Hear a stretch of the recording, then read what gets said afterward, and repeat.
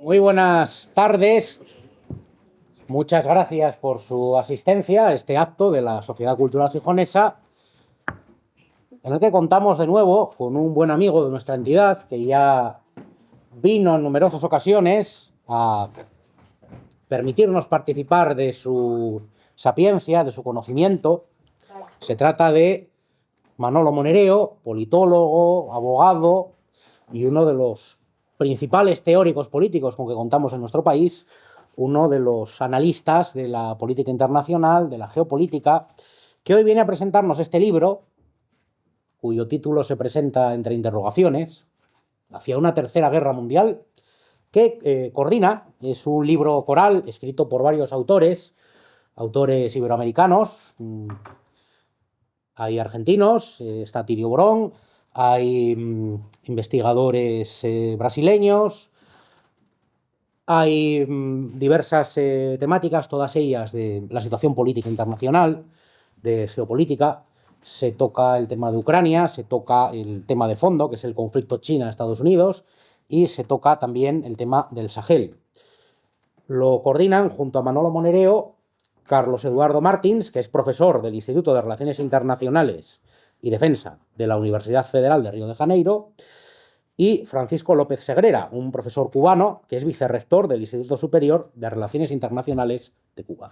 Voy a empezar esta brevísima presentación, va a ser prácticamente una presentación relámpago. Como decía el clásico, todo lo sólido se desvanece en el aire, todo lo sagrado es profanado, y ese quizás es uno de los lemas que podríamos aplicarle hoy a la época actual. Vivimos una profunda reorganización de las relaciones geopolíticas, del sistema mundo, donde la estrella de Occidente, especialmente la europea, declina, donde Estados Unidos sigue siendo la primera potencia mundial, pero libra una dura batalla por la hegemonía con China, con ese imperio del medio que ahora vuelve a posicionarse como una de las principales potencias en el orden internacional, y esa batalla, esa guerra a todos los niveles, es una guerra económica, es una guerra por la hegemonía, es una guerra por los espacios y áreas de influencia, y es el trasfondo de buena parte de los procesos políticos que marcan nuestro presente, que condicionan desde el desafío ecológico a la posibilidad de diferentes conflagraciones bélicas, y que es el factor que está condicionando, en definitiva, todos los elementos del actual periodo histórico. Y detrás de ese trasfondo, o bueno, mejor dicho, en ese trasfondo aparecen otra serie de procesos, como la guerra de Ucrania, que tiene que ver con una disputa entre Rusia, la Unión Europea y Estados Unidos por las áreas de influencia de lo que fue la antigua Unión Soviética, por la redefinición del espacio de influencia de la OTAN. Aparecen también toda una serie de procesos que se libran en el continente africano, que es básicamente la conflictividad que vemos en el Sahel. Aparece también la situación de Oriente, del Próximo Oriente, de Oriente Medio, con la actual ofensiva israelí en Palestina, que tiene tintes de ser un genocidio. Y de todo ello nos va a hablar, en torno a todo ello nos va a ilustrar Manolo Monereo, a quien cedo ya la palabra. Dele, por favor, un afectuoso aplauso.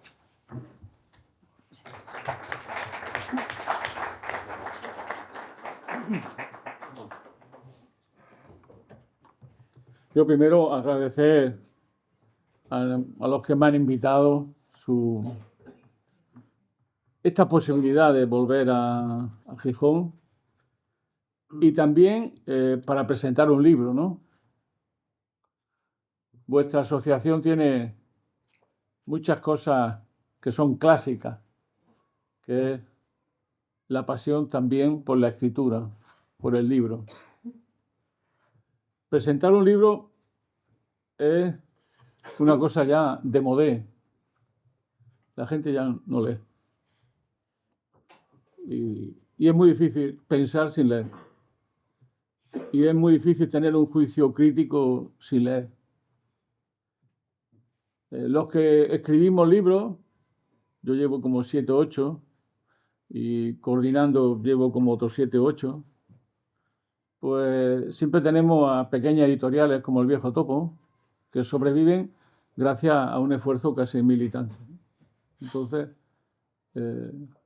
Publicar los libros y presentarlos es incentivar a que se compre el libro, que es la única manera de seguir publicando, sabiendo que es muy difícil hoy, en el mundo de hoy, que los libros sobrevivan, ¿no? De hecho, este libro, veréis, que no lo vais a ver en las librerías, ¿no? Y no porque no se distribuyan, hay distribuidores, pero las grandes librerías no cogen nunca un libro de una pequeña editorial, y mucho menos con este título y con un pensamiento crítico, ¿no? También cuesta dinero pensar de otra manera, ¿no? Lo que los economistas llaman un coste de oportunidad. Entonces, mi tarea ahora es esta, ¿no? Pero esta tarea tiene ahora una percepción muy diferente seguramente a casi todos los libros que he publicado. El título es inquietante. Y quizás la gran preocupación que yo siento como persona hoy, a mi edad y con mi experiencia, es que estamos viviendo al límite y la gente no es consciente de dónde estamos. Yo entiendo por qué muchas veces no viene la gente y a un acto para hablar de la Tercera Guerra Mundial, ¿no? Parece una cosa, como te diría, ¿no? De que te gustan el terror, ¿no? Aunque te gustan los placeres al límite, ¿no? Pero quizás para los que llevamos tantos años dedicados a estas cuestiones de la geopolítica, de las relaciones internacionales, nunca hemos vivido una época como esta tan dramática. Nunca. Ni siquiera, yo tenía 11 años, la crisis de los misiles en Cuba ha sido tan dramática como esta. A mí, cuando voy por ahí hablando de estos temas, nunca sé cómo entrar, ¿no? ¿Cómo entro, no? En un tema como este, ¿no? Y me gusta entrar con el micro de Casandra, ¿no? Como ustedes saben muy bien, Casandra tenía, que es un gran mito de la antigüedad clásica, nos hacía referencia a una mujer, era además mujer, que tenía una doble cualidad, ¿no? La primera cualidad era que los dioses le dieron una virtud, y esa virtud fue el de la profecía, la virtud para predicar del futuro, para hablar de él y conocerlo. Pero también le dieron una maldición, que fue que nadie lo iba a creer. Entonces, el mito de Casandra es la voz que clama en el desierto, como San Juan Bautista. Y efectivamente, ¿no? Yo me siento un poco como la voz que clama en el desierto, porque estamos al límite de todos los límites y siempre con gente que nos incentiva para decir hay que dar un paso hacia adelante. Esa es la situación que vivimos en este momento. Los chinos tienen una maldición que dice, ojalá no te toque una época interesante. Bueno, pues esta es una época interesante. Donde estamos viviendo tres cosas que van convergiendo, entrecruzándose en caminos que van y vienen y que no somos capaces de entender y que está detrás de todo lo que está ocurriendo. Cuando hablamos, ¿qué pasa en Ucrania, no? Pues te llega lo de Ucrania y claro, te sorprende, ¿no? Lo que pasa en Ucrania. Bueno, los meses antes de la intervención rusa en Ucrania eran muy duros, ¿no? Pero muy poquitas veces nos explicaron qué era Ucrania, cuáles eran las contradicciones que vivía Ucrania, qué papel jugaba en la antigua URSS, qué papel jugaba en la Europa que se está reconstruyendo, qué relaciones tenía Ucrania con Estados Unidos y con la OTAN, qué relaciones tenía con Rusia, qué ocurrió en el golpe de Maidán en el año 2014, qué ocurrió antes en la Revolución de los Colores del 2002. Es decir, eso queda oculto, ¿eh? Un hecho, ¿no? Un señor, además era un señor, porque no era Rusia, era Putin, interviene en Ucrania y colorín colorado, ¿no? Y todos contra él, ¿no? Entonces, pero nadie era capaz de darle una explicación de por qué ocurría lo que estaba ocurriendo, ¿no? ¿Cuál era la causa de la causa, ¿no? Para entendernos así, ¿no? Entonces, y es porque los hechos nada dicen si no hay una teoría que lo explique. Los hechos te dan un dato, pero tienes que buscarle un sistema, una teoría que explique por qué ocurre lo que ocurre y no otra cosa. Y no otra cosa. Entonces, desde esa perspectiva, lo que tenemos por delante, lo que sería bueno entender y explicar, sobre lo demás, que no hay enormes disparidades en lo que voy a explicar en otras opiniones que no tienen nada que ver con mis opiniones, pero que quedan ocultas en el debate, ¿no? Sí, si yo digo, ahora lo que está ocurriendo en Gaza era imposible que hubiese ocurrido hace 10 años. ¿Por qué? Ahora y no hace 10 años. ¿Qué está pasando en Taiwán? ¿Qué está pasando en el Sahel? ¿Qué está pasando en Ucrania? ¿Hay relación entre todas esas cosas? ¿O van cada una por su lado? ¿Hay algún mecanismo que explique lo que está ocurriendo y que dé luz a este cambio que estamos viviendo, que hace que esto sea una época interesante? Ojalá no te toque vivir una época interesante, como maldición. Bueno, pues este es un poco el contenido de lo que va a ser mi intervención. Intentar explicar de una manera unitaria y compleja lo que hay detrás de estos acontecimientos que nos abruman, hasta el punto que nos abruman es que no queremos pensar sobre ellos.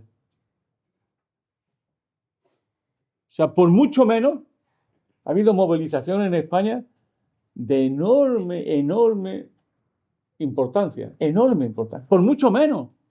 ¿Quién conocía qué estaba pasando en Irak?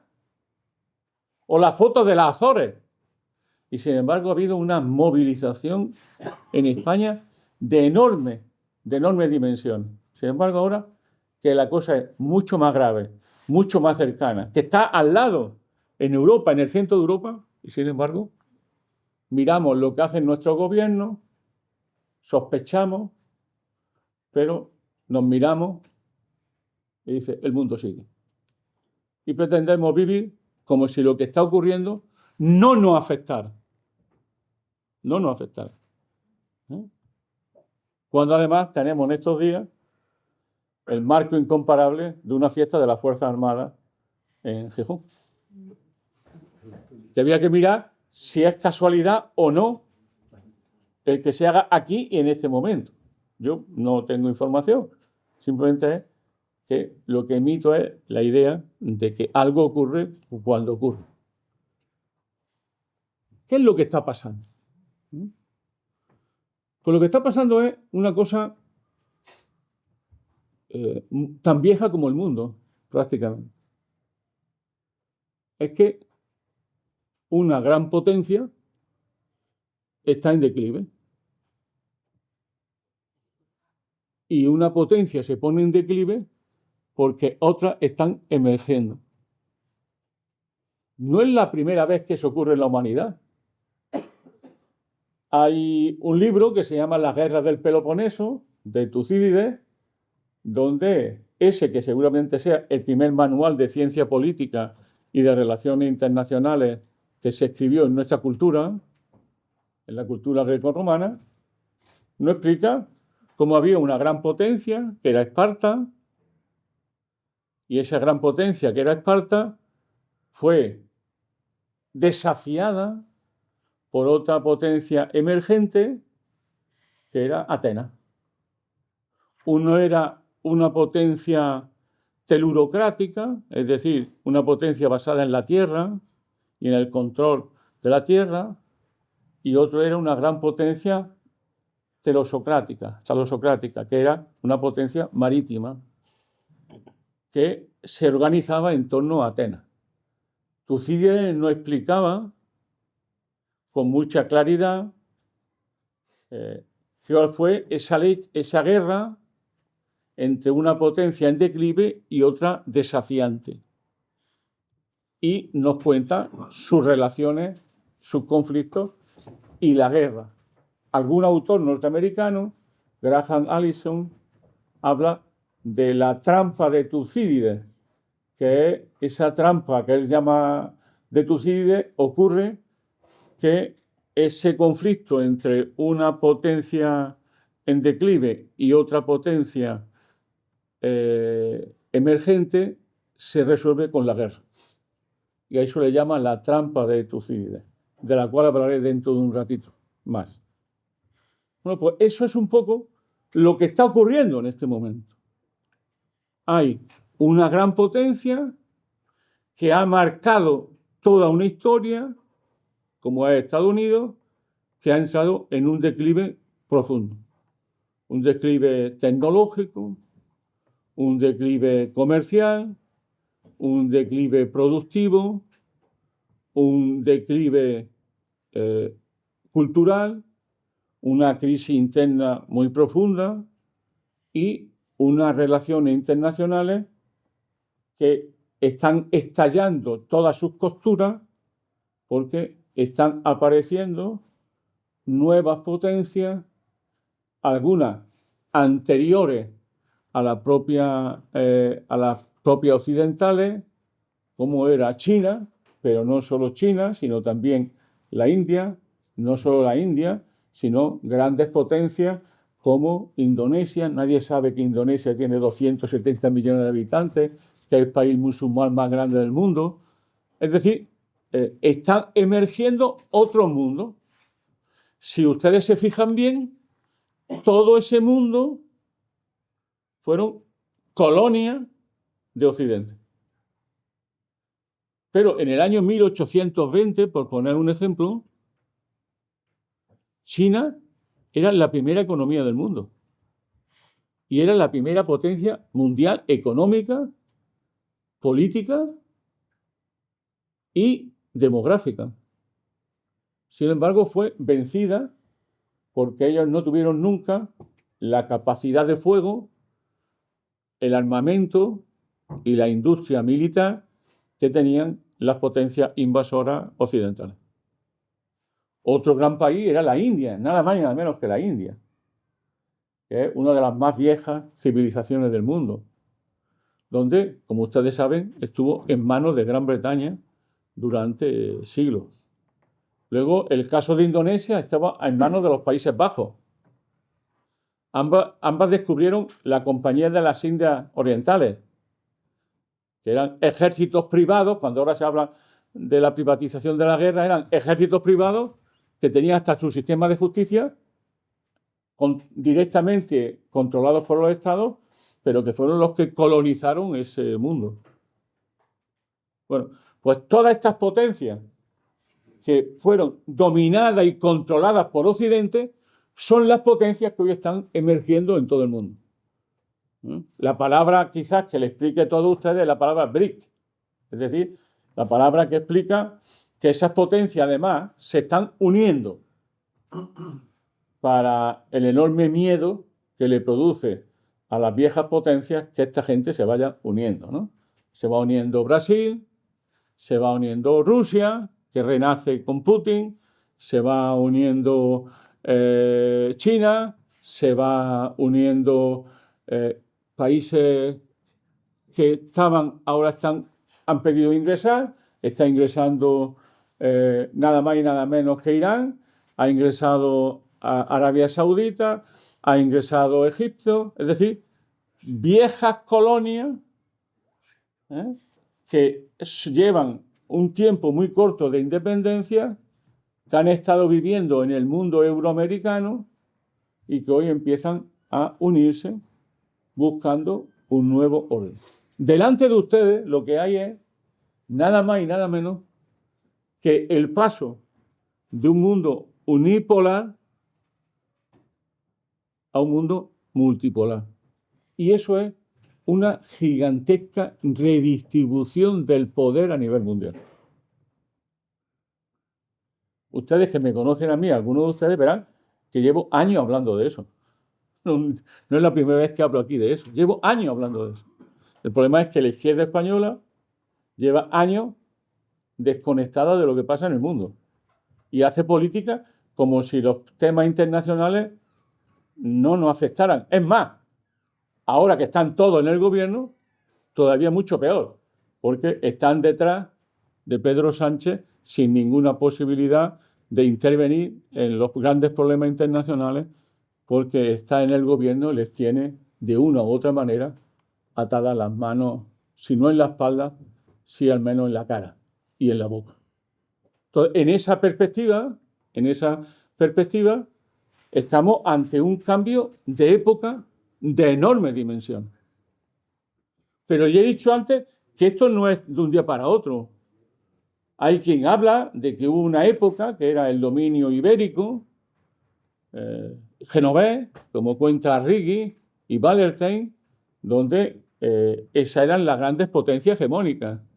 En la península ibérica, en el acuerdo entre Portugal y España y los reyes católicos, era bastante poco acertado hablar de España hablando de la época de los Reyes Católicos, lo dejaré ahí para que ustedes me entiendan, pero ahí se repartió el mundo. Estos dos países, con el acuerdo del Papa, se repartieron el mundo mundial. Si ven ustedes la serie Shogun, que ahora se ha hecho muy famosa, la serie Shogun, que es un remake de una serie anterior, verán que la presencia de los jesuitas en Japón en el siglo XVII tenía mucho que ver con este reparto del mundo, porque también se repartieron Asia, ¿no? Entonces, desde esa perspectiva, hubo esa gran potencia, ¿no? Luego hubo otra gran potencia que surgió en la lucha tremenda, que fue Holanda, los Países Bajos, que fueron sustituidos rápidamente por Gran Bretaña. Luego, la hegemonía de Gran Bretaña duró muchos años, pero la decadencia de Gran Bretaña costó 2 guerras mundiales. O sea, la decadencia de Gran Bretaña fueron 2 guerras mundiales. Hablamos de la guerra de nuevo de la guerra de los 30 años, que empezó en el 14 y terminó en el 45 del siglo pasado. Es decir, que ha habido siempre una lucha por el poder entre grandes potencias. Esa lucha siempre ha tenido una potencia en declive, dominante, y otras potencias dominadas y emergentes, que se ha resuelto casi siempre con conflicto armado por la lucha del poder a nivel global. Hubo un momento difícil en esa sucesión hegemónica, que fue el conflicto entre Estados Unidos, entre Occidente y la URSS. Eso ustedes saben cómo se resolvió, pero que fue un momento diferente, donde lo ideológico tenía mucho peso en este cambio de relación. Por lo tanto, la idea que tenemos por delante, lo que explica lo que está pasando, es que se están produciendo, como dicen ahora hasta los medios de comunicación más usuales, cambios tectónicos en las relaciones internacionales, porque está emergiendo un mundo muy diferente al mundo anterior. ¿De dónde venimos? Venimos de un orden. ¿Dónde vamos? A un nuevo orden. En medio, una transición. Una transición sistémica. Y en medio de esa transición sistémica están apareciendo una falla, una línea de fractura, que explican, hacen emerger el conflicto entre las grandes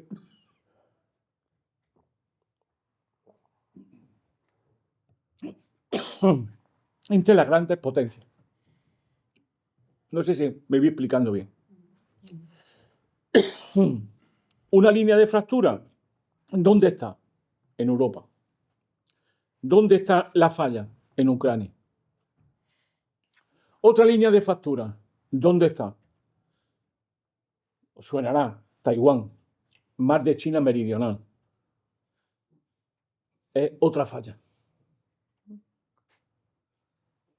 Hay otra, mucho más lejana, menos lejana de lo que uno se piensa, y muy cercana para nosotros, con mucha influencia sobre nosotros, que es el Sahel, que es la línea de defensa de Europa en África.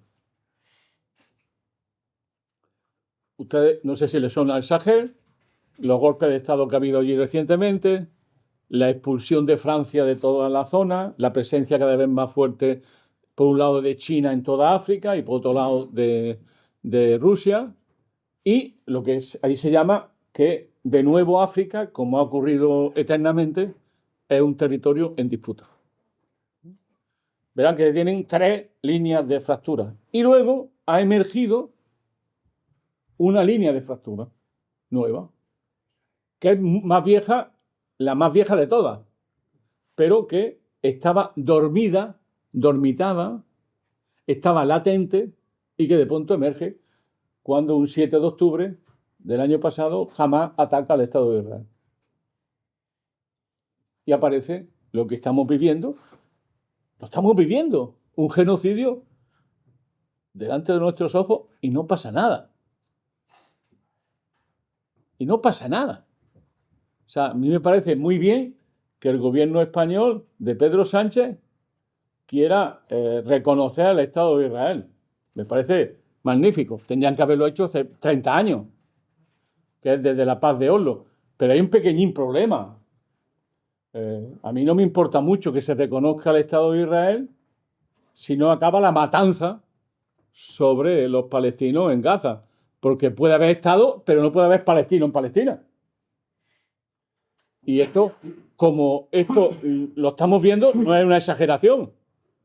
Es que estamos viendo cómo lo están masacrando, pero con un problema real. Están masacrando, ya seguramente puede haber de 36.000 muertos, de los cuales más del 60% son mujeres y niños, en torno a 100.000 heridos, de una población, estamos hablando de 1.500.000 personas, es una cifra gigantesca, pero es que además no están ganando la guerra.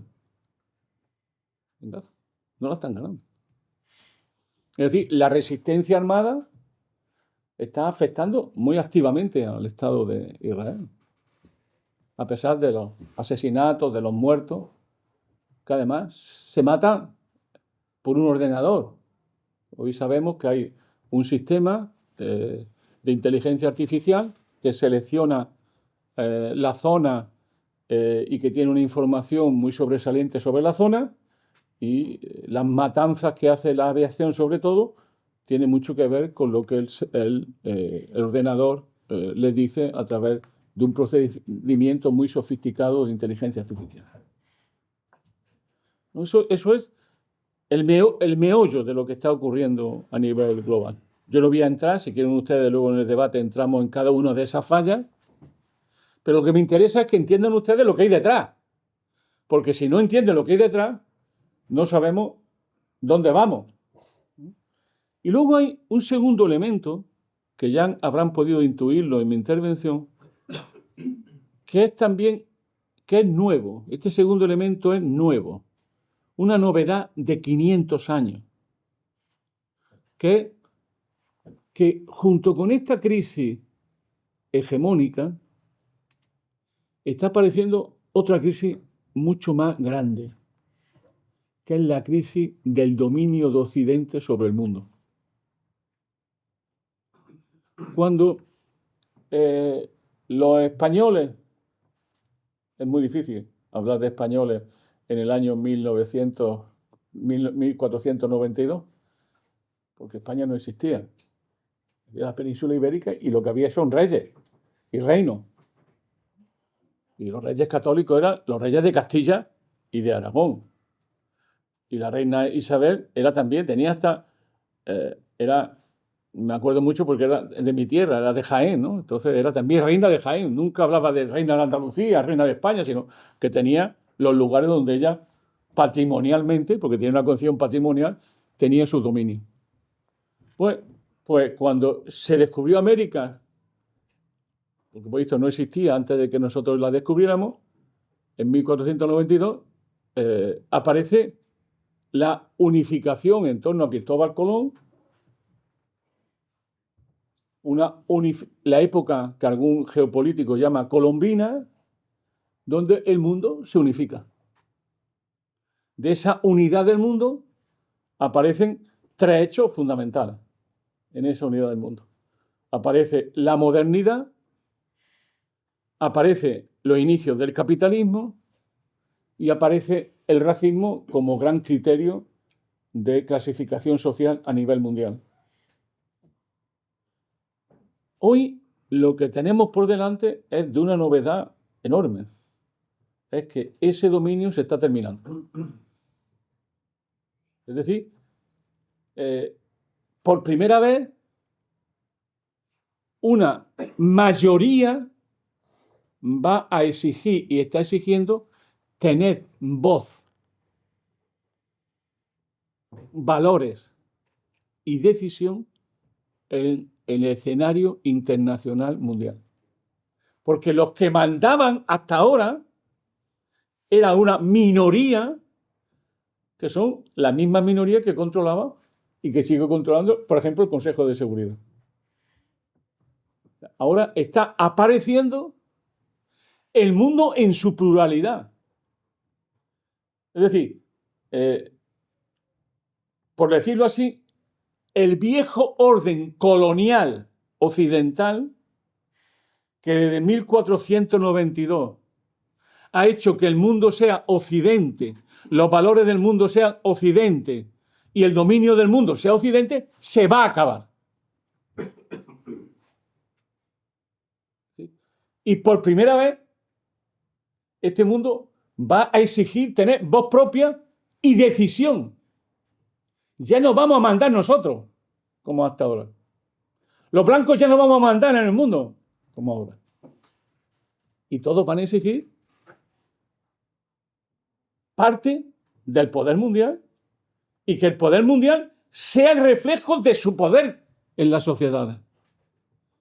Cuando además, que esto no ocurrió con la URSS nunca, las potencias emergentes van a ser dentro de poco las potencias económicamente dominantes. Hoy la primera potencia demográfica del mundo es la India, ni siquiera ya la China.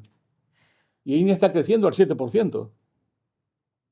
La India es uno de los países que más va a crecer en el mundo en los próximos años. No hablemos de China, que es con mucho ya la primera potencia económica, y tenemos que ver la vergüenza de que un país, entre comillas, comunista, defiende el libre mercado, la libre circulación de capitales y el libre comercio, y un país ferozmente capitalista como Estados Unidos, pues lo que está favoreciendo es el proteccionismo y ponerle barreras a los productos chinos porque compiten ventajosamente con sus propios productos. Por ejemplo, en estos días Biden acaba de hacer una serie de medidas económicas, de barreras arancelarias, donde, por ejemplo, los coches chinos eléctricos van a tener barreras del 100% para entrar en China. Y hay una ministra, la secretaria de Estado de Economía de Estados Unidos, que van a China y le dicen a los chinos en China, oye, es que producen ustedes demasiado y muy barato. Pero no estamos hablando del libre mercado, no estamos hablando de la competencia. ¿Por qué lo que es competencia cuando hace Estados Unidos es bueno y cuando yo lo hago me estoy saltando la torera todas las normas? Por lo tanto, lo que estamos viendo es la impotencia de la potencia dominante ante una potencia emergente que le va comiendo el terreno, que le va acotando su dominio y que lo va cuestionando. Por lo tanto, tenemos una triple crisis, una doble crisis, que ahora diré por qué es triple, que es cómo, por un lado, hay una crisis de hegemonía de Estados Unidos, pero también hay una crisis de hegemonía de Occidente en su conjunto. Y luego hay una tercera crisis, muy larvada también, pero evidente, que es que dentro de Occidente, claramente el poder lo tiene el mundo anglosajón. Y que Europa, la famosa Europa de la Unión Europea, no cuenta nada ya en las relaciones internacionales. Se ha quedado subsumida y sometida a unas relaciones internacionales bajo dominio de Estados Unidos y de Gran Bretaña. Es decir, ahora que todo el mundo habla de la elección europea, vamos a elegir un parlamento que no es un parlamento, que no sirve para mucho, y por otro lado ya, por si fuera poco, de una potencia en Europa que está en el momento más bajo y con menos capacidad de iniciativa. Yo creo que es la vez que menos capacidad ha tenido Europa desde prácticamente el año 1945. Es decir, en este momento Europa es un vasallo leal de Estados Unidos. El ejemplo más evidente es la desindustrialización de Europa y de Alemania, y cómo delante de sus ojos han visto los alemanes que el Nord Stream 2 ha sido dinamitado por Estados Unidos delante de sus ojos y no ha pasado nada. Según ustedes, esa obra lo que significaba para Alemania, no ya el inmenso coste de hacer la obra, sino que ahí le estaba llegando petróleo y gas barato, y ahora tiene que comprar petróleo y gas a Estados Unidos muy caro, y encima no es suficiente. Y quiero decirles que aún hoy Europa sigue viviendo del gas ruso, y el país que más está comprando gas ruso es España. Con lo cual tiene más mérito todavía las cosas que nos dicen en los medios de comunicación y con la Armada en el puerto de Gijón. Y voy a terminar.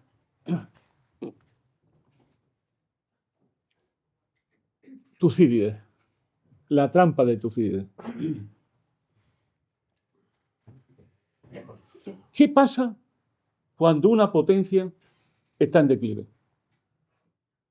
¿Qué pasa cuando una potencia está en declive y cuyo el rasgo más sobresaliente y lo que podemos llamar su superioridad es militar?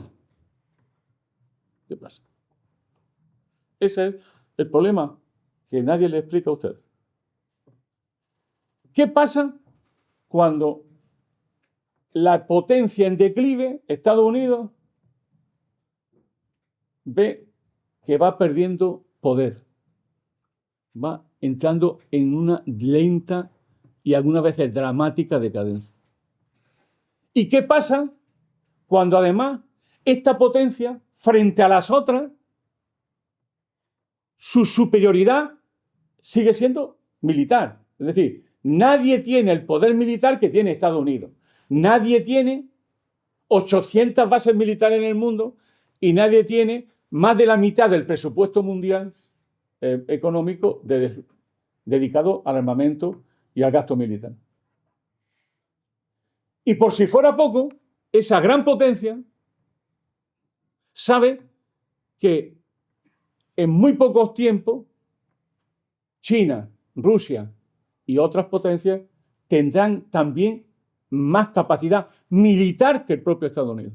Es decir, que tiene una superioridad militar temporal, pero sabe que es la clave de su poder hoy. ¿Qué hace esa potencia? ¿Qué es la trampa de Tucídides? La trampa de Tucídides, ya he dicho que es un libro norteamericano, no me lo estoy inventando yo, es justamente esta tensión, que es: ¿podemos transitar a un mundo multipolar, a un mundo no hegemonizado por los Estados Unidos sin un conflicto nuclear? Ese es el problema. Ese es el problema. El problema que tenemos la humanidad y que tenemos los españolitos y españolitas hoy y los europeos. Ese es el problema de fondo que hay. Que la potencia que nos dirige a través de la OTAN, la potencia a la que Europa se subordina, incluido España, está en crisis, está perdiendo peso en las relaciones internacionales pero sigue teniendo una superioridad militar que le va a durar muy poco tiempo más, 7 años, 8 años. Y esa potencia tiene dos posibilidades. A, negociar el nuevo mundo. B, usar su superioridad militar para impedir que el nuevo mundo emerja. ¿Me explico? Y ha decidido desde hace años que va a usar su poder militar para que el nuevo mundo no emerja o que no llegue en un tiempo determinado. O sea, neutralizarlo o frenarlo. Hay otra posibilidad, que es negociar ese nuevo mundo. Pero eso significa perder los privilegios económicos, tecnológicos, militares que tiene la potencia dominante. Quien manda, no manda porque le guste mandar, es porque acapara recursos que si no mandara no tendría. Por ejemplo, que el dólar es la moneda mundial. Eso significa para Estados Unidos un privilegio tremendo, porque tiene nada más y nada menos que la moneda mundial, es decir, que se permite el lujo de ser un gran importador, de tener déficits enormes comerciales, de tener una deuda pública por las nubes, pero tiene el privilegio de darle a la máquina de producir dólares. Porque todo lo que produce, los demás lo compran. Y se compran dólares. Pongo eso como otro mucho ejemplo, que es su control del sistema financiero internacional, su control de los grandes fondos de inversión, que son los auténticos sujetos mundiales del poder. Cuando usted le dice, ¿quién es BlackRock? BlackRock es un fondo de inversión. ¿Cuánto maneja BlackRock? 9 billones de euros. 9 billones de euros. Las 10 primeros grandes fondos mundiales de inversión manejan en torno a la mitad del Producto Interior Bruto Mundial. Mucho más que produce España. Cuando viene BlackRock, Larry Fink a España, lo reciben todo prácticamente como si fuera un jefe de Estado, porque el señor Larry Fink tiene invertido su dinero en las 20 primeras empresas españolas del IBEX 35. En 20 empresas españolas del IBEX 35 tiene el señor Larry Fink su dinero, incluido toda la banca española, que depende básicamente de los dineros del señor Larry Fink. Sin el apoyo de Estados Unidos y del sistema financiero norteamericano, esos fondos de inversión no podrían seguir reproduciéndose a nivel mundial. Es decir, hay una estructura de poder que favorece a Estados Unidos. ¿Y qué está ocurriendo? Que, definitivamente termino, la potencia en declive, herida, es mucho más peligrosa que una potencia hegemónica radiante. Y, como suele ocurrirle a las potencias en declive, por mucho que se movilicen, no son capaces de ganar. Tienen cada vez más dificultades para ganar. Habían llegado a la conclusión de que con la guerra en Ucrania iban a acabar con Rusia. Y que acabar con Rusia iba a ser el primer elemento para luego enfrentarse a China, que era el enemigo fundamental. Pero ahora nos encontramos con lo siguiente. Cuando empezó la guerra, hay que derrotar a Putin. Y ahora lo que nos dicen es, Putin no puede ganar. Entre esas dos afirmaciones que hay, están perdiendo la guerra en Ucrania. Pero claro, ¿qué significa perder la guerra en Ucrania? Primero, que Ucrania está cumpliendo con su papel, que es poner todos los muertos, ¿no?, bajo su maravilloso gobierno, que va a convertir a Ucrania en un estado fallido, lleno de miles y miles de muertos, y que están cazando a los jóvenes para meterlos como sea en la guerra. Y que están pidiendo ayuda a todos los gobiernos europeos para que los jóvenes ucranianos sean devueltos a su país para irse a la guerra. ¿Qué es lo que está ocurriendo ahora? Que están perdiendo la guerra en Ucrania. ¿Y cuál es el peligro que tiene siempre un conflicto como el de Ucrania? La escalada. Pongo 2 ejemplos. Hay un corredor que va desde Bielorrusia a Kaliningrado. Kaliningrado es una isla del antiguo poder soviético, porque es una isla nuclearizada. Entonces, ese corredor, Suwałki, es un elemento clave en la estrategia militar. Basta que ese corredor, que atraviesa Polonia y Estonia, creo que es, sea puesto en cuestión para que intervenga militarmente Rusia y Bielorrusia. Lo otro es Transnistria. No estoy hablando ya ni siquiera de Ucrania, ¿no? Transnistria es un lugar, es de facto una república independiente, prorrusa, porque son rusos los que hay allí, que está en Moldavia y que han pedido ayuda a Rusia. Si Moldavia, por manos de Estados Unidos o de la OTAN, interviene contra Transnistria, Rusia intervendrá. Pero es mucho más fácil entenderlo si se lo explico de otra manera. Que es que puede llegar mañana y le dicen, bueno, tienen ustedes aquí estos misiles para que puedan ustedes atacar a Moscú directamente. El otro día Macron decía, Rusia no puede ganar, Putin no puede ganar, porque estamos a 1.500 kilómetros de la frontera ucraniana y se pone en peligro los intereses vitales de Francia. Y la pregunta es, oye, ¿Rusia no tiene intereses vitales? ¿Rusia no tiene intereses vitales? Ahora, un supersónico norteamericano tarda 5 minutos desde Kharkov a Moscú. 3 minutos se calcula que puede cargar. ¿No tiene intereses vitales en este momento Rusia? Los tiene Francia. Oye, ¿y cuáles son los intereses vitales? ¿Cuánto tardan? ¿Dónde está la frontera norteamericana? ¿No está lejos? ¿Y por qué todas las guerras están aquí y no al lado de Estados Unidos? ¿Por qué se externalizan? Es decir, son preguntas que la gente no hace. Los opinólogos nunca hacen, nunca hablan de que parece que todos tienen intereses estratégicos, menos Rusia o menos China, ¿no? Pues no habla de Taiwán, que la están armando hasta los dientes para, cuando consideren oportuno, obligar a China a intervenir militarmente.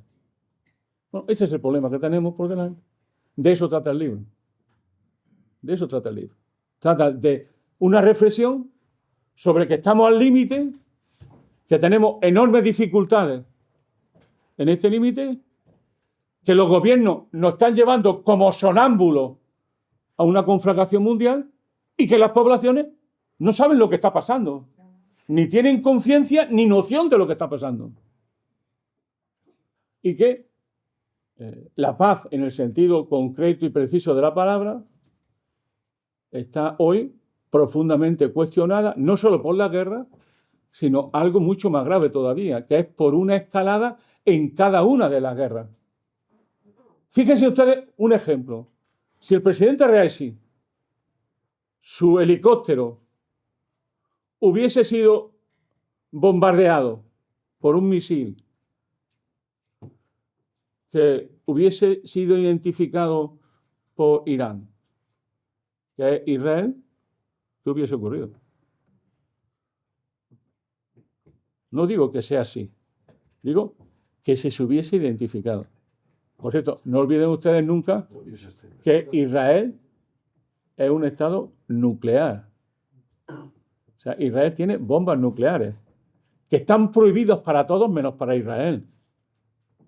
Y que algunos de los dirigentes fascistas que están en el gobierno de Netanyahu han dicho que se use para exterminar a los palestinos en Gaza. El ministro de Seguridad, para ser más exacto. Bueno, esta es la situación que hay. Yo sé que en un día como hoy, tan espléndido, con nuestras Fuerzas Armadas tan cercanas y un día maravilloso con de Gijón, pues venir a contar estas cosas no es popular. Y yo lo único que les pido es disculpas por hablarles de estas cosas, pero tengo la impresión, aquello que decía Antonio Gramsci una vez, ¿no? Lo que tiras por la ventana te entra por la puerta. Muchas gracias.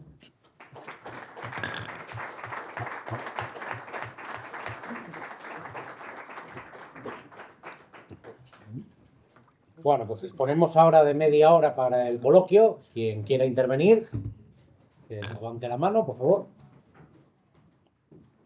Vale, ¿hay más palabras? Bueno, yo quería hacer una... Espera, había una primero, voy a tomar primero. Vale, a ver, si les parece, para que dé tiempo a intervenir al mayor número de personas posible. Vamos a hacer tandas de tres. Eso, una tanda de 3 o 4 para que así no hable yo continuamente. Gallardo en primer lugar y luego usted. ¿Alguien más? Vale, pues ustedes dos de momento. Bien, quería hacerte, tengo muchas preguntas, pero voy a intentar por lo menos entrar a dos. Tú planteaste las nuevas potencias emergentes. ¿Tú no consideras que el BRIC en sí plantea una estrategia más bien en el sentido de acabar con la hegemonía de Estados Unidos para imponer un orden internacional bajo la ONU? ¿No lo consideras así? ¿O piensas que un poco como transmitiste en tu intervención, que es como ha sucedido en la historia, al quitarse uno para poner otro? Yo personalmente considero que el BRIC, que es lo que está potenciando China y las potencias emergentes, lo que buscan es un mundo regulado internacionalmente por la ONU. Y evidentemente tendrá que ser una unión. La otra pregunta es, ¿tú qué piensas con respecto a que en esta crisis global que estamos viviendo, con el final, que yo considero que es el final de la política del neoliberalismo? Creo que ha llegado a un tope, no porque ahora mismo estén poniendo el cerrojo al movimiento y a las inversiones, sino más bien porque el sistema a nivel global colapsa por el mismo marco de competencia de una economía de libre mercado con una economía, potencias emergentes, de un mercado más bien con unas tendencias estatales de política de desarrollo controlado, o que los chinos lo llaman planificado, economía planificada. ¿No consideras que esa situación de bloqueo existente a nivel internacional económico por llegar al tope en el planeta el sistema económico de libre mercado, que es lo que yo considero yo personalmente, que de ahí viene el peligro de un enfrentamiento total? Y la tercera, ¿qué piensas tú dentro de esta división que se está dando en el movimiento comunista internacional de la teoría imperial de la unidad?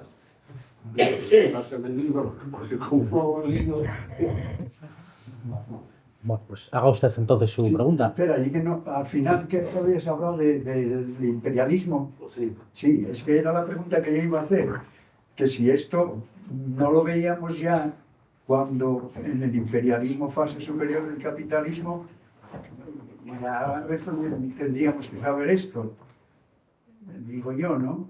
Que ya nos lo anunciaban. Y que la causa principal es el sistema capitalista. Yo creo que había que hablar más en eso para también, creo yo, que si va a ser también el final al mismo tiempo, va a terminar en el... Porque no es malo que vaya viniendo eso sabíamos que tenía que venir tarde o temprano y que iba a ocurrir. Yo por lo menos así lo entendí en el imperialismo, fase superior del capitalismo. Si no fuimos capaces en la Segunda Guerra Mundial transformarlo en guerra revolucionaria para acabar con el sistema, sabíamos, o yo así lo entendí, que teníamos que llegar a esta. Igual que si esta la perdiéramos, tendríamos que igual a la nueva juventud, que por cierto no viene, que es una pena que no venga la juventud, porque al final son los que van a tener que ir luego a tirar tiros, sino que no vengan a enterarse de lo que va a ocurrir, que luego van a sufrirlo ellos, y nosotros al fin y al cabo la mayoría somos mayores, pero luego tendrían que hacer, que eso ya se lo dije en una ocasión aquí, cuando la charla de Lenin, que hubo aquí, de que si no se ganaba en esta ocasión ya este cambio histórico, que es un cambio histórico, es que tenía razón cuando lo dijo usted, que eran tiempos, es que son tiempos de cambio, pero yo ese cambio creo que tendrá que ser lo que venga, pero ya acabar, tendrá que acabar el sistema capitalista también, si no tendríamos que repetir una cuarta. Digo yo, no sé, ¿cómo lo ven? Tendrá que ser también, porque yo creo que ya es inevitable, que tenga que decir, ya lo sabíamos. La pena es que los partidos reformistas, que caímos también en el reformismo político mucho, y no somos capaces de salir de él, y no reaccionamos. Y tenemos un gobierno que se dice progresista, y luego pues manda armas a Israel todavía, y aunque lo reconoce, todavía sigue mandando armas. Y luego Ucrania, el gobierno progresista aquí va en contra de los fascistas españoles, pero blanquea a los fascistas en Ucrania, como Zelensky. O sea, un poco eso, ya no me extiendo. También son ciertos datos. Entre las 100 más grandes empresas, ¿cuántas son norteamericanas? Entre las mejores en el ranking de universidades del mundo, ¿cuántas son norteamericanas? Es decir, es un declive, pero ojo, un declive relativo. Todos sabemos que el poder de Norteamérica efectivamente es militar y eso lo hace muy peligroso, pero también dentro de la nueva economía sigue siendo el número uno, todavía.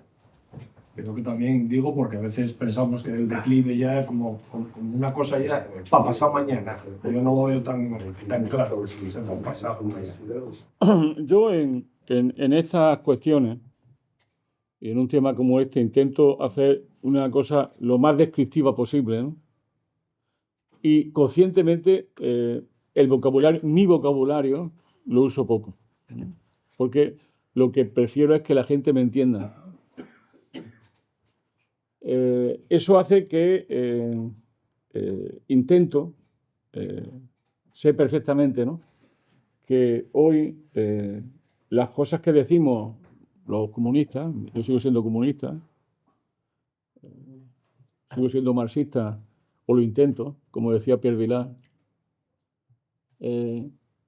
sabemos perfectamente que esto que ha ocurrido tiene un nombre, ¿no?, que es imperialismo, ¿no?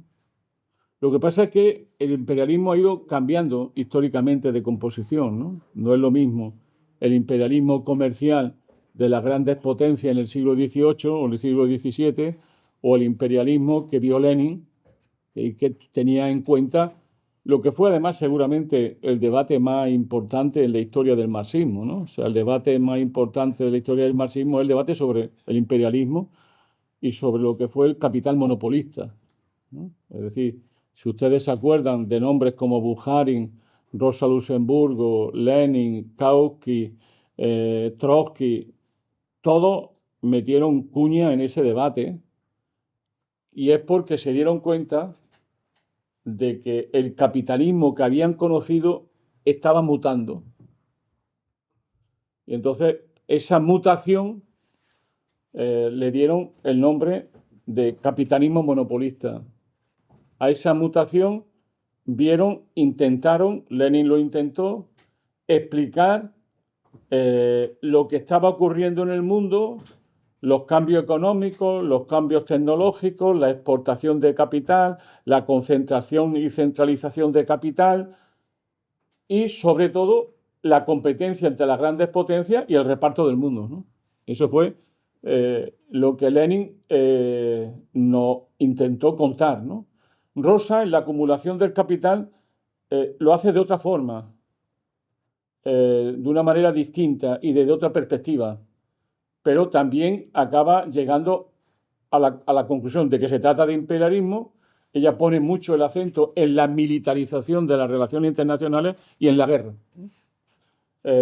Trotsky prácticamente hace lo mismo, y Bukharin, justamente en un libro que Lenin analizó muy bien y que hizo una brillante reseña de él, cuenta esta historia. Es decir, en los años finales del siglo XIX y principios del XX, hay un gran debate en el marxismo entre la naturaleza del nuevo capitalismo, que ellos llamaron imperialista, y eso por un lado, mientras que por otro hacían una observación muy concreta, que era la cuestión de la guerra como un elemento novedoso. Guerra ha habido siempre, pero esta era una guerra imperialista.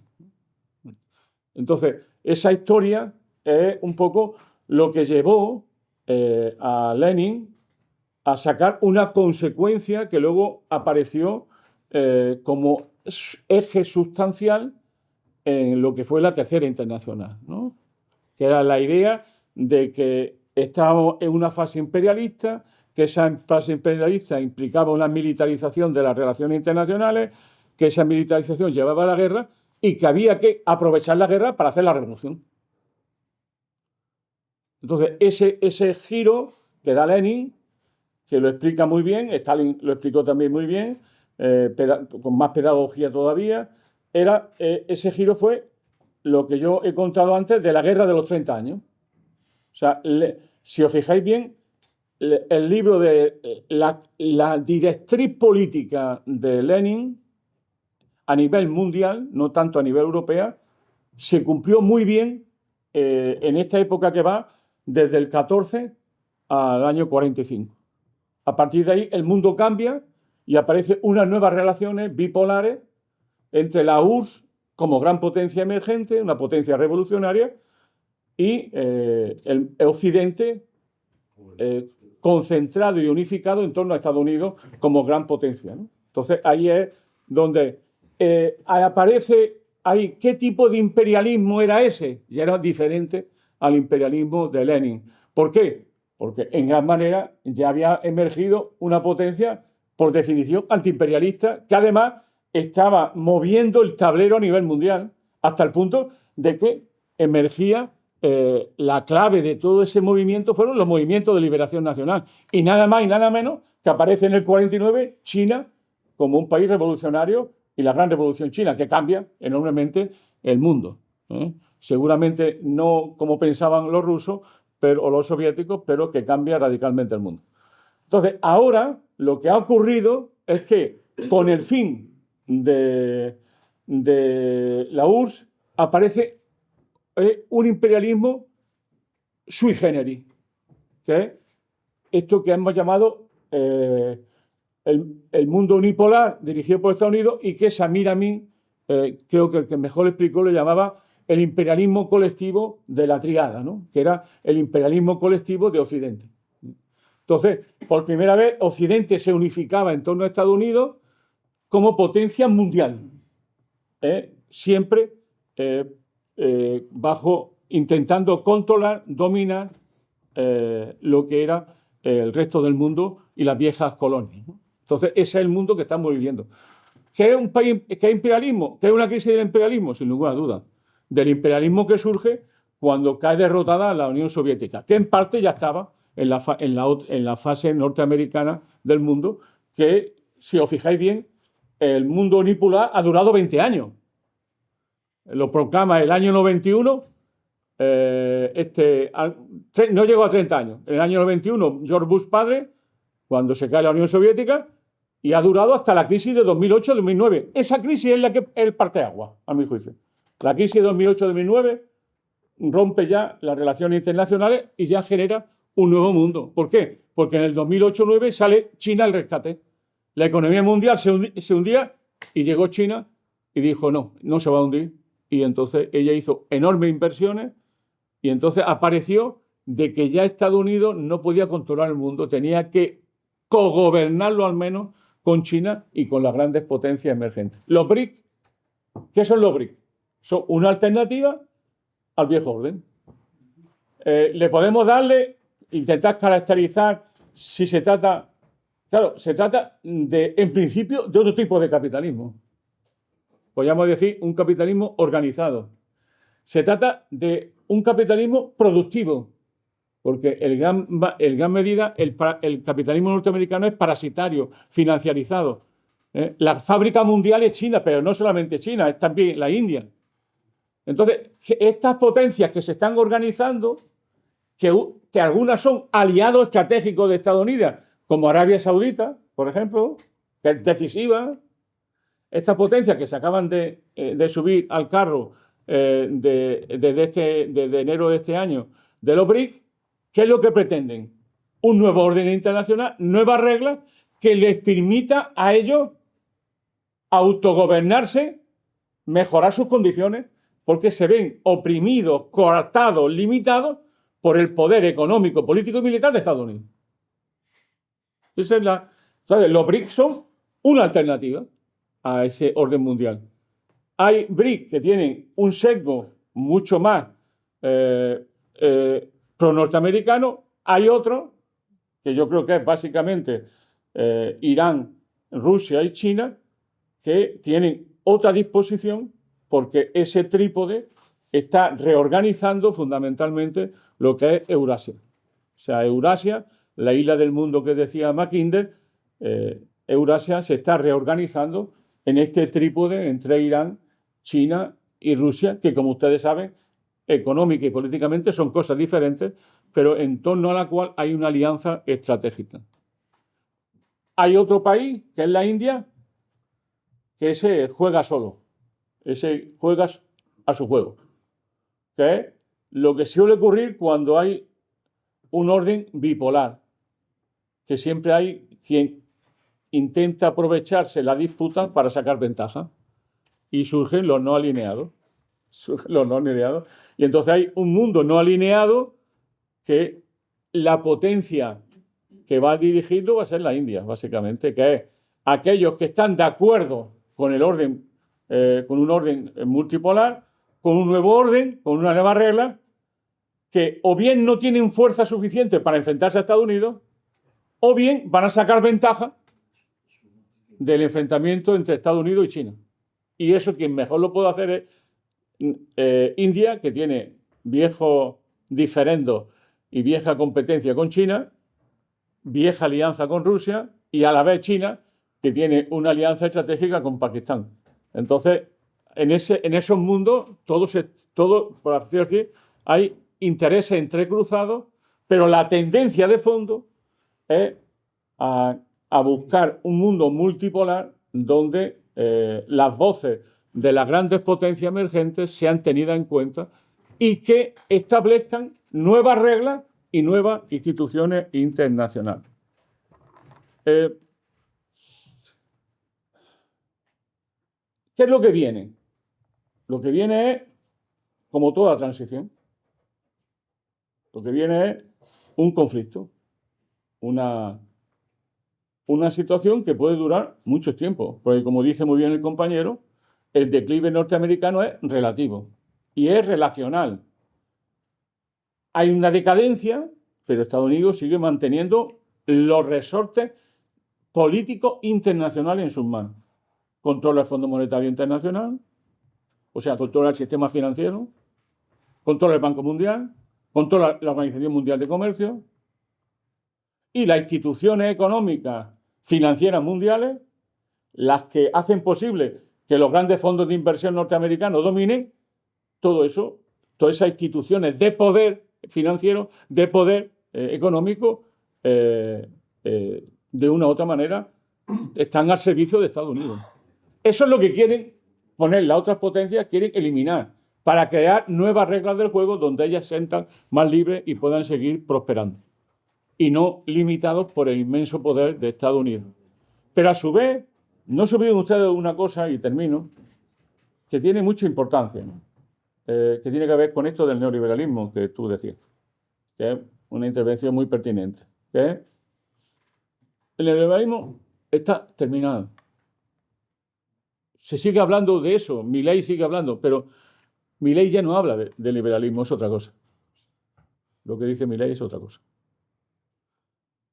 Capitalismo puro y duro, autoritario y fascistizante. O sea, ¿por qué se está acabando el neoliberalismo? Porque la economía se está militarizando. Y porque hay una lucha, o sea, por decirlo de otra manera, el neoliberalismo y la globalización son lo mismo. Pero la globalización se está terminando. Hay una crisis de la globalización, porque se está rompiendo el mercado mundial. Todo lo que es lo que se llaman las cadenas de valor, que les hablan mucho, se están rompiendo y se están reorganizando sobre otras bases.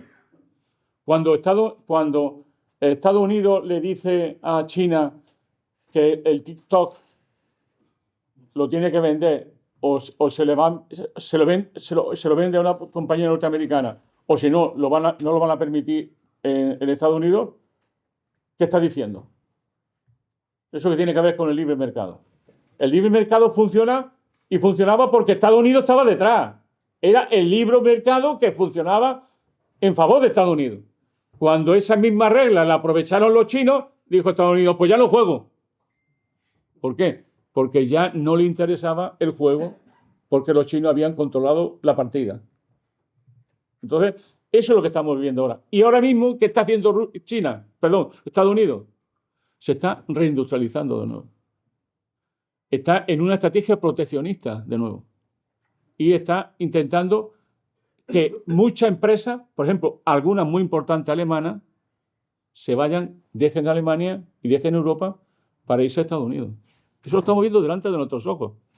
En gran parte por lo caro que se ha convertido la energía.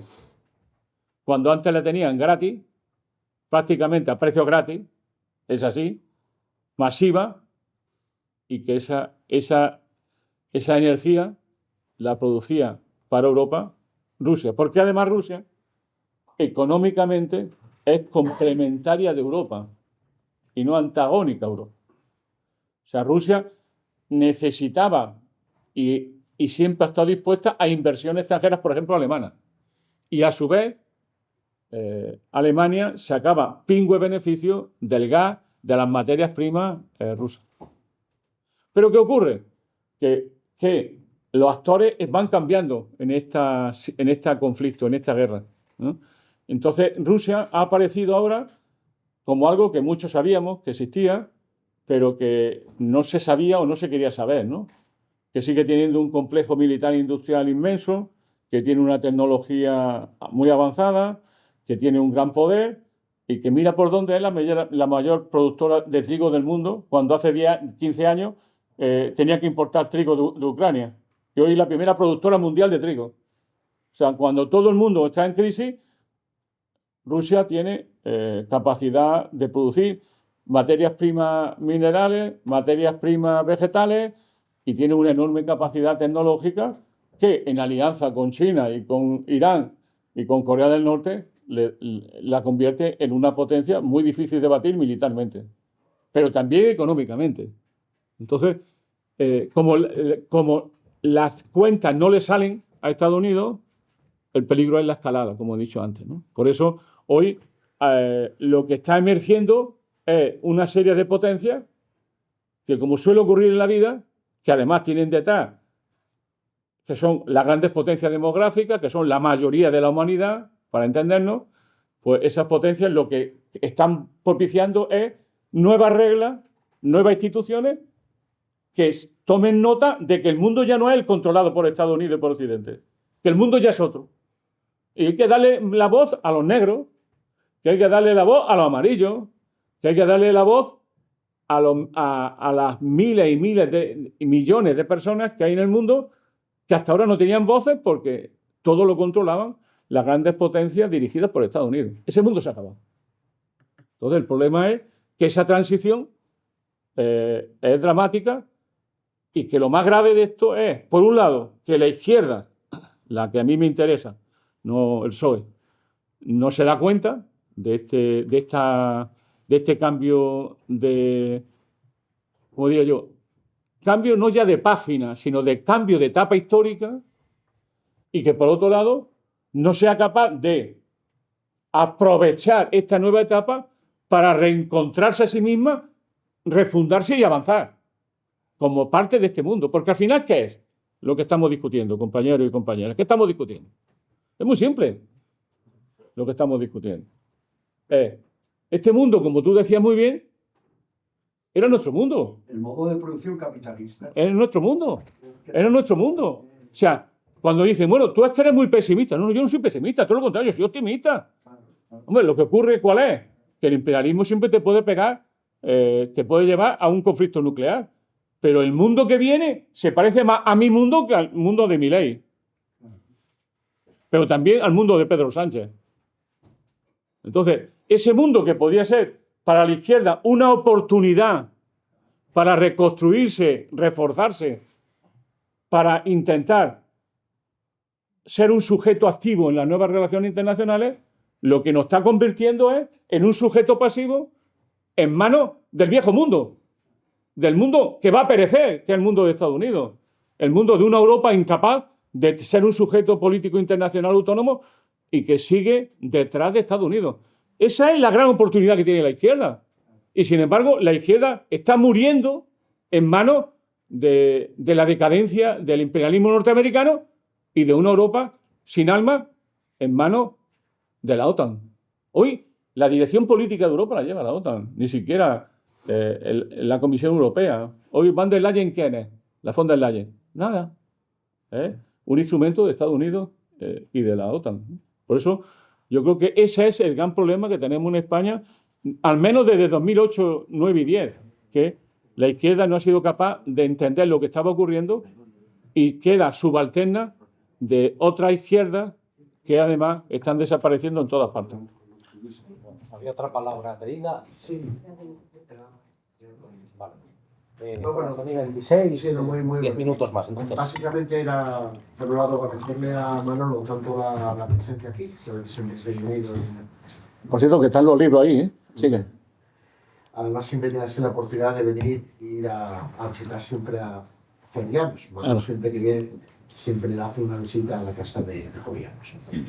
Pero agradecer la parte de su presencia aquí, precisamente de que Manolo es una de las personas que en el ámbito de la izquierda española más se dedica a estudiar el tema, cuestiones relacionadas con la geopolítica.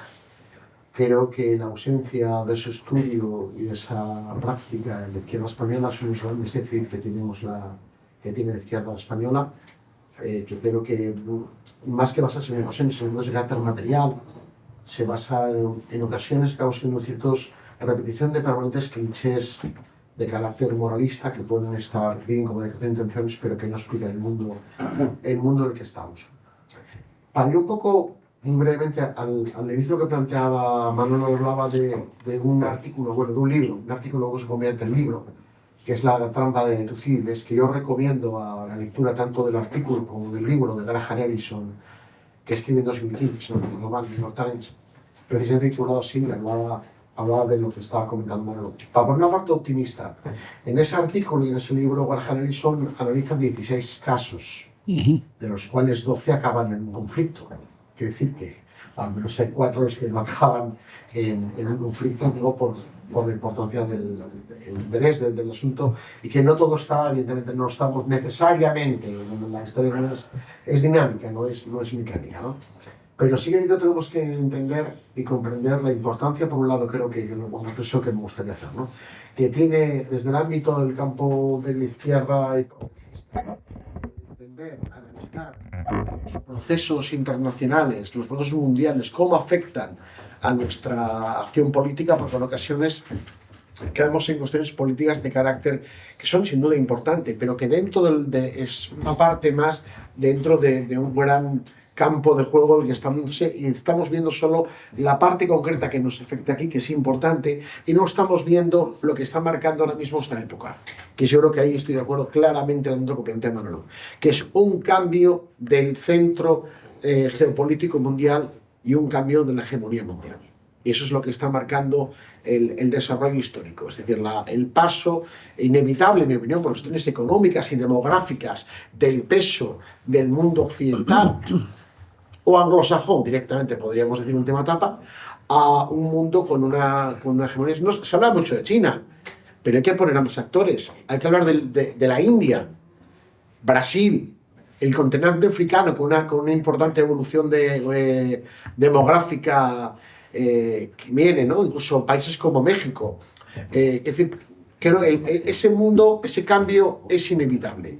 ¿Cómo se dé ese cambio? ¿De qué manera se dé? ¿Y cómo se dé ese proceso de transición de un mundo a otro? Va a ser fundamental el desarrollo de la humanidad en los próximos años.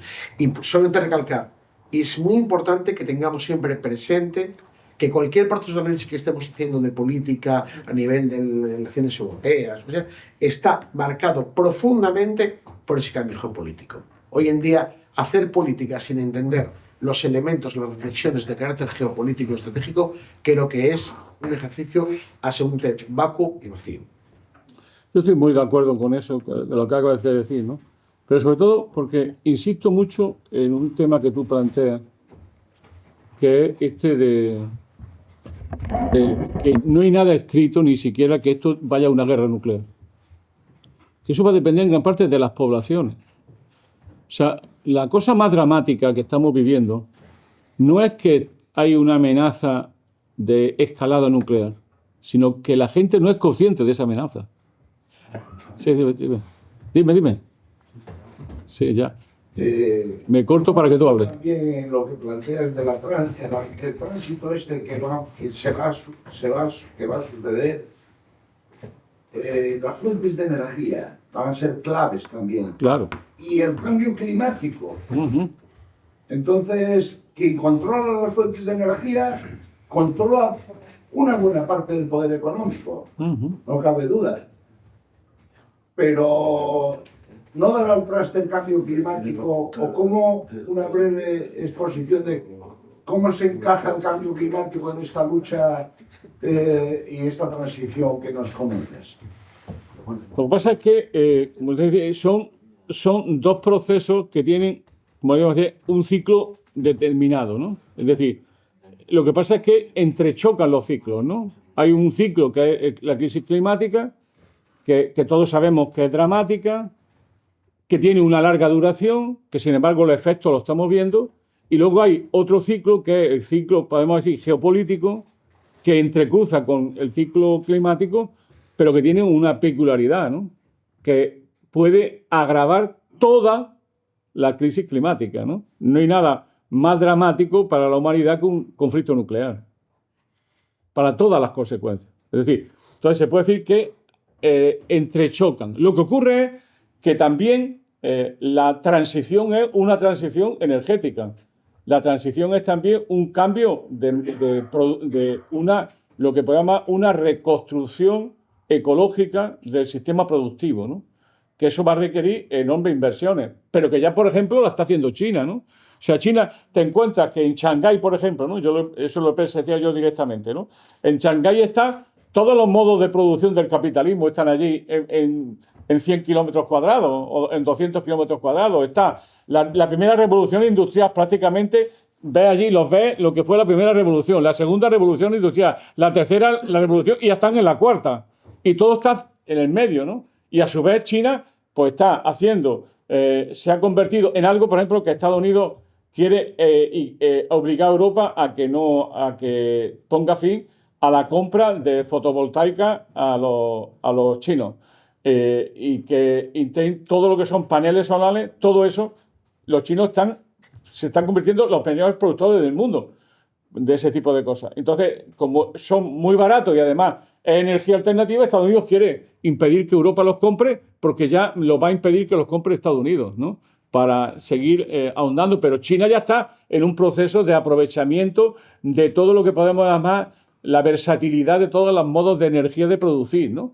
Y también está preparándose para un nuevo mundo. ¿Qué ocurre? Que ahí hay incógnitas y problemas nuevos. Por ejemplo, un problema viejo que es nuevo también, ¿no? Que es la energía nuclear, que está retornando, empezando por Europa, ¿no? Que la ha convertido en energía limpia. Para los poderes europeos, la energía nuclear ahora es energía limpia. Lo que pasa es que los problemas son tan acuciantes que no tenemos dimensión para comprenderlo. Pongo un ejemplo para que me entiendan. Yo llevo años estudiando el tema de África, básicamente, y el Sahel, ¿no? Vengo de una jornada dedicada a África, ¿no? En Madrid. Entonces, es un tema importante, ¿eh? Pongo un ejemplo. Nigeria. Nigeria, que es la gran potencia emergente de África, junto con Sudáfrica, pero es una de las grandes, aunque económicamente la supera tanto Egipto como Sudáfrica. Si mal no recuerdo, Egipto también. Pero Nigeria va a ser la gran potencia demográfica de África. En el año 2050, a la vuelta de la esquina, todos nosotros lo veremos, que somos muy jóvenes, en el año 2050, Nigeria tendrá 400 millones de habitantes. Los mismos números de habitantes que tendrá la Unión Europea en el 2050. Para que vean ustedes las dimensiones de los cambios que vienen. O sea, pensar que todo eso se va a resolver solo con una guerra nuclear es pensar mucho. Estamos hablando de cambios muy serios. O sea, vamos a ver, los cayucos mirados con la perspectiva histórica no es nada comparado con lo que puede ocurrir o va a ocurrir inevitablemente si, por ejemplo, África no tiene la posibilidad de desarrollarse autónomamente. Pero asentar las poblaciones en África requiere muchos cambios, entre otras cosas el cambio climático. Pero requiere cambios fundamentales, que es que los africanos, sobre todo el África subsahariana, tenga capacidad de aprovechar sus recursos y que no se lo estén llevando las compañías transnacionales. Entonces, lo que hay es gobiernos títeres, que son gobiernos que están puestos por las grandes potencias para seguir esquilmando aquello que llamaba David Harvey un gigantesco proceso de acumulación por desposesión. Bueno, pues eso son cambios que tenemos por delante. Es decir, por eso yo decía, y terminaré así, planteando de que el mundo que viene se parece más al mundo que la izquierda tradicionalmente ha luchado que el mundo de Milei o de los neoliberales. Lo que ocurre es que en medio hay la posibilidad de una guerra. Entonces, ¿eso cómo se resuelve? Que las poblaciones intervengan. ¿Por qué están reprimiendo salvajemente las movilizaciones en todo el mundo a favor de Gaza? Porque la clave para ello en esta fase es que las poblaciones sigan disciplinadamente a su gobierno. Si ustedes se dan cuenta, el COVID ha disciplinado mucho a las poblaciones. Ha matado mucho espíritu de lucha. Esto de decirte, concéntrate en tu casa y ve el mundo a través de la televisión, así hemos estado durante meses. Yo lo he vivido además en Madrid, que allí se vivía todavía más radicalmente, ¿no? Miles de personas, todo en su casa, saliendo por la tarde a aplaudir, y mientras viendo la televisión y sabiendo lo que hacíamos por viendo la televisión. Pero ese es el mundo que ellos quieren, el mundo donde el gran hermano nos cuenta lo que tenemos que hacer y cómo hacerlo, y nosotros dijeron, hay que encerrarse, nos encerramos, nadie protestó. Y no solamente eso, sino que disciplinadamente nos tuvimos allí. La sociedad que hoy tenemos viene del COVID también. Entonces, lo que quieren es que en este mundo de transición las poblaciones no intervengan. Si en Europa hubiese un movimiento pacifista como el que hubo en el conflicto de Irak, no habría la guerra de Ucrania ya. Ese es el gran problema. Y mientras la izquierda está o callada o sirviendo los intereses de la OTAN. Y no tiene capacidad de salir a reclamar por algo que ha sido fundamental en la cultura de la izquierda, la lucha por la paz contra el militarismo y por un nuevo orden internacional más justo, inclusivo y multipolar. Y eso es donde estamos. Por eso yo vivo con preocupación el momento, pero también con esperanza. Porque donde está el peligro, como decía Hölderlin, donde está el peligro emerge lo que nos salva. Y muchas gracias. Y bueno, hay muchos libros ahí que comprar, ¿eh?